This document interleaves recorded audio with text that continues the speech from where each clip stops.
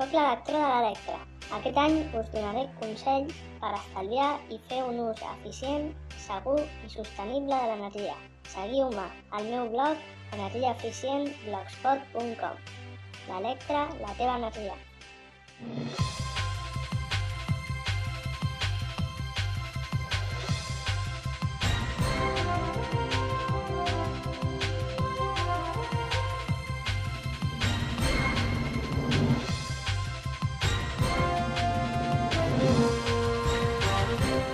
Bona nit. De totes les comarques metropolitanes, el Vallès Oriental va ser on més va caure l'ocupació l'any passat.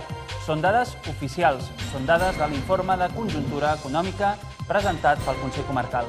És la notícia més destacada del Redacció Vallès Oriental d'aquest dijous. Després de titulars, hi entrem en profunditat. El Vallès Oriental va viure el 2009 el pitjor any des de l'inici de la crisi en termes econòmics. Segons l'informe de conjuntura, el Vallès Oriental és la comarca metropolitana amb pitjors dades, per exemple, en caiguda d'ocupació. Tot i així, les previsions indiquen que estem davant de l'inici de la recuperació. El grup impulsor de la planta de biomassa de la Garriga signa un acord amb una enginyeria alemanya per fer el projecte tècnic i construcció de la futura planta. La plataforma antiincineradora del Congost assegura que continua lluitant per aturar el projecte. Sant Pere de Vilamajor es prepara per acollir la festa medieval Vilamagora, un dels esdeveniments més importants del calendari local. L'atractiu de la festa és la participació voluntària de desenes de persones. Aquest any sorgeixen dos durs competidors, la manifestació Pro Estatut i el final del Mundial. El 2009 ha estat, en termes de conjuntura econòmica, el pitjor any des de l'inici de la crisi. Aquesta és la conclusió que s'extreu de l'informe de conjuntura comarcal presentat aquest dimecres pel Consell Comarcal. Tot i així, miren el futur amb optimisme. La recessió econòmica ha estat especialment dura aquest 2009. S'ha notat en el nombre d'aturats i en l'evolució del PIB català, que des de 2007 ha caigut de manera considerable. El Vallès Oriental és la comarca que registra pitjors dades dins de l'àrea metropolitana de Barcelona. És pitjor que altres comarques. Les dades d'ocupats i en termes de salariats i autònoms han caigut d'una manera més brusca perquè també som una comarca on el sector industrial ha arrossegat a la baixa molt les dades per les dificultats de les principals branques del sector industrial, sobretot les branques més manufactureres. El sector de la construcció també ha anat d'una manera important a la baixa i, per tant, respecte, per exemple, a les comarques metropolitanes, és una de les comarques més tocades. El creixement de l'atur respecte de l'any anterior ha tingut un caràcter marcadament masculí per la destrucció de treballs fortament masculinitzats, com la construcció o la indústria manufacturera. Els principals indicadors econòmics apunten a la tendència a la baixa, però en termes interanuals la situació està millorant i dibuixa unes perspectives més positives de cara a finals de l'any 2010 i el 2011. Sectors de la indústria farmacèutica, química o d'alimentació, l'hàbitat o el sector dels serveis, entre d'altres, comencen a comportar-se més positivament. Estem treballant dins d'un pla d'innovació on hem detectat que el sector de l'alimentació, el sector de l'hàbitat, el sector de la salut, el sector de la neteja, dels productes químics i també un element de referència com és el circuit són elements claus a la comarca que tenim i que hem d'incorporar en aquest discurs d'innovació amb el teixit que ja tenim al territori. Les primeres dades del 2010 indiquen que podem estar davant de l'inici d'una recuperació.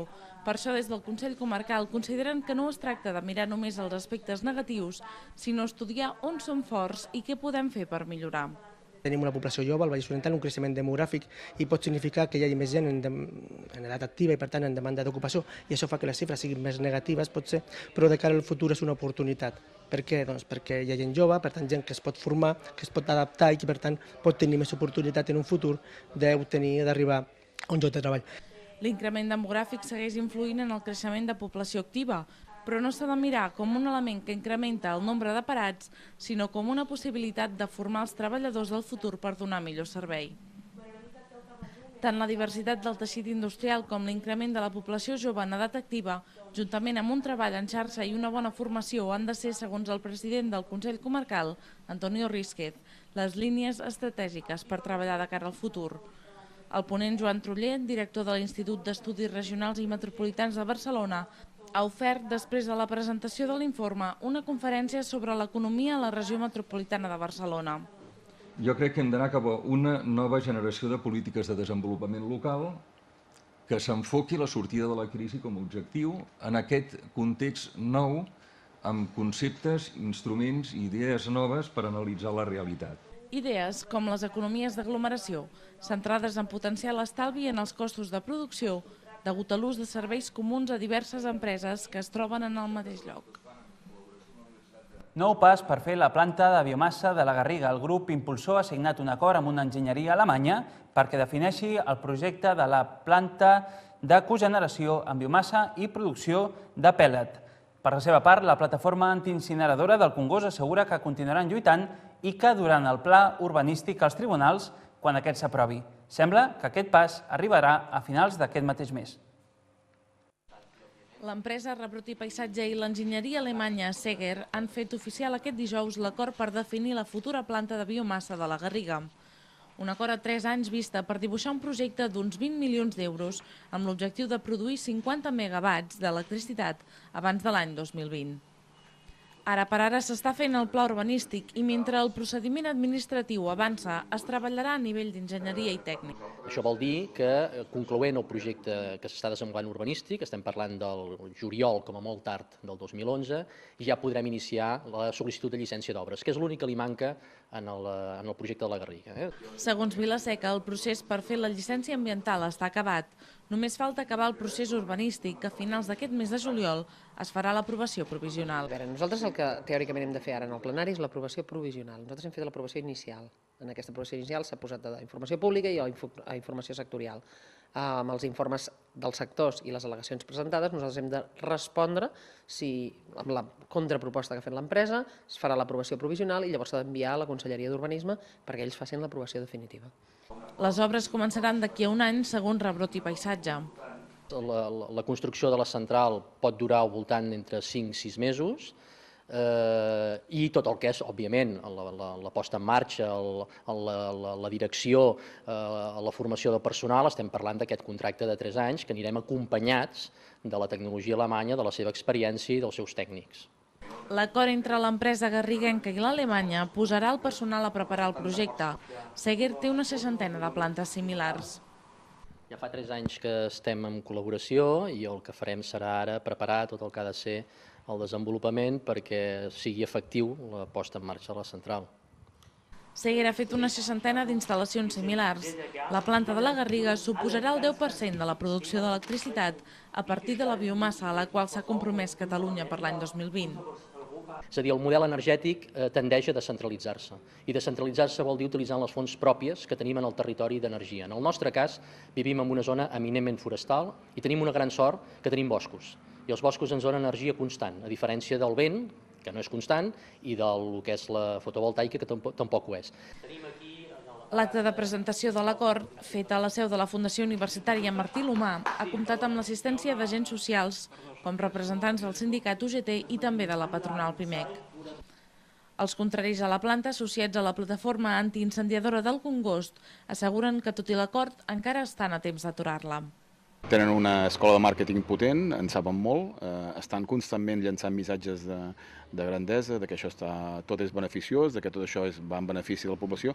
Jo no crec que cap ciutadà normal del carrer pugui dir quins beneficis li traurà el fet que li posin una planta que li arribi en forma de contaminants en el seu entorn. I avancen que si a finals de juliol s'aprova el pla urbanístic aniran als tribunals perquè hi veuen irregularitats. De diverses maneres, tant per fiscalia com per contenciós administratiu.